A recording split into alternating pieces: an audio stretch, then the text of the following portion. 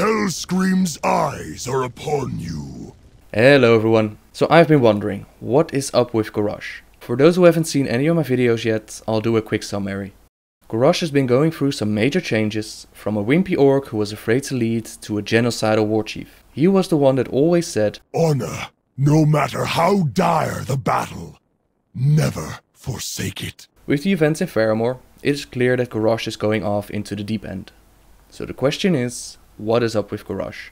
There are several ideas and theories on this question, and let me state first off that there is no wrong or right answer until Blizzard has revealed the complete story. My purpose is to speculate on what might be the reason. A couple of reasons that I've heard so far are the following. Garrosh is corrupted by demon blood or by the bones that he's now wearing on his shoulders. I was leaning towards this idea at first because of the changes they did in Ragefire Chasm. However, there are two things that don't fit with this theory. One, Garrosh clearly doesn't have the typical red burning eyes that those who were corrupted used to have. And two, Garrosh has always been afraid to make the same mistakes as his father, Garrosh Hellscream. By mistakes I mean drink demon blood and curse your entire race. I find it hard to believe that he would give in to something like that. Garrosh is under the influence of old gods or the Sha.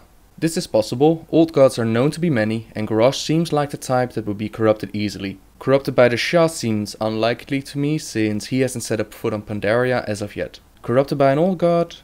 It could be, except that there is already a semi-story in Pandaria about an old god, and I can't imagine them doing several in one expansion. It's a weak reason, I know. Like I said, anything is possible. Now my personal theory is that Garrosh isn't corrupted at all, but that he is being manipulated. And by who, you might ask? Wrathion. Now before you go and dismiss it, hear me out. In Tides of War, Garrosh somehow finds out that the focusing iris is being transported by the blue dragonflight. He or someone manages to steal it and in the process take out 5 of the blue dragonflight who were escorting it. Being a dragon, I can imagine Wrathion being aware of what the other dragons are up to and definitely able to take them out if he wanted to. It's clear that Garrosh wants the world to belong to his beautiful, honorable horde. Garrosh is many things, but he knows tactics, and he is not afraid to use methods to put the battle in his favor. Take the battle in Ashenvale for example, where he uses Magnetar to fight the Night Elves. Say someone offers Garrosh a method to take over an entire continent. Would he refuse it? If someone grants his shamans the power to enslave earth elementals and Kraken to reach his goal, would Garrosh refuse it? I highly doubt it. I also highly doubt that Garrosh would straight up trust a black dragon, especially a son of Deathwing. After the events in Cataclysm, I cannot imagine this happening. He has made some new friends in Tides of War in the form of Blackrock Orcs. Melkorok, member of those Blackrock Orcs, used to be allies with Nefarian, and Nefarian is the brother of Wrathion. I was wondering why Garrosh would suddenly accept the Blackrock Orcs into the horde. Say they come in, present him with the focusing iris, give powers to his shamans, and promise allegiance to the future war chief of all of Kalimdor. Would he refuse it? Unknowing to Garrosh that it is Wrathion who is actually pulling the strings. Now why would Wrathion do all of this? Well, black dragons are known for being master manipulators. Onyxia and Nefarian love to toy with human affairs instead of making their own hands dirty. The difference is that Wrathion is no longer corrupted by the old god taints. So what if he uses his manipulating skills for good? What if all the events are to bring us all under one banner to face a threat so great that it will take all of us to fight against it? Garrosh was not a nice guy even before all of this. He had already made enemies amongst the Alliance and even in the Horde. He would be a perfect target for everyone to unite against. By attacking Faramore, Garrosh has gone over the line and placed a bullseye on his back for the Alliance. By using honorless methods, Garrosh has gone over the line and placed a bullseye on his back for the Horde. One common enemy for everybody. We already know that removing Garrosh as War Chief is going to be the final event in Mist of Pandaria, and it's going to be done by all of us, together. We also already know that Wrathion is aware that the Burn Legion is returning. He smoothly plays both sides and tells each faction that his allegiance lies with them.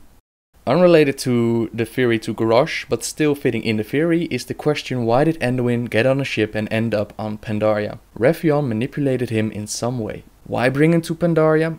Well, the prophet Velen had a vision of Anduin, in golden armor leading all the Horde, Alliance, Dragons and Naru in a battle against the Great Shadow.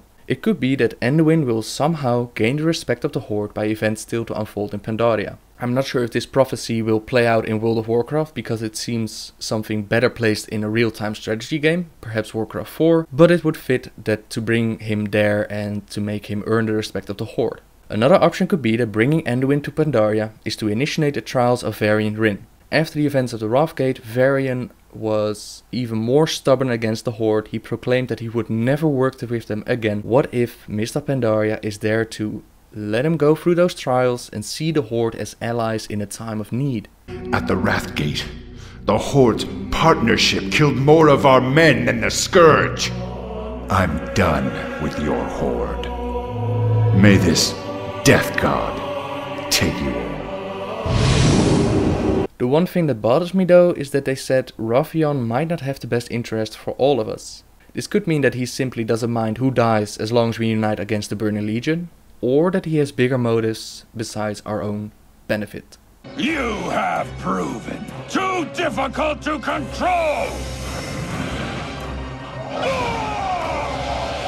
I will never be controlled! The Red Dragonflight has no idea what they unleashed when they experimented on my egg. Hero, strike now! Use your newfound power to finish him! It is done, friend. To my knowledge, I am the only black dragon who remains. A new age for mortals has dawned, and heroes like you are among the vanguard. I must go now. Disappear. Perhaps we will meet again. I hope we find ourselves on the same side. With the last of the Black Dragonflight destroyed, my destiny was in my own hands. I left the assassins of Ravenholt behind to seek my destiny elsewhere. There are rumors of a new land beyond the mists of the sea. Perhaps I will see you there. Like I said, it's all just a silly theory and speculation with a lot of what ifs, but still it's fun to speculate. I would love to hear your opinion on all of this, so please leave a comment below. And until next time guys, see ya!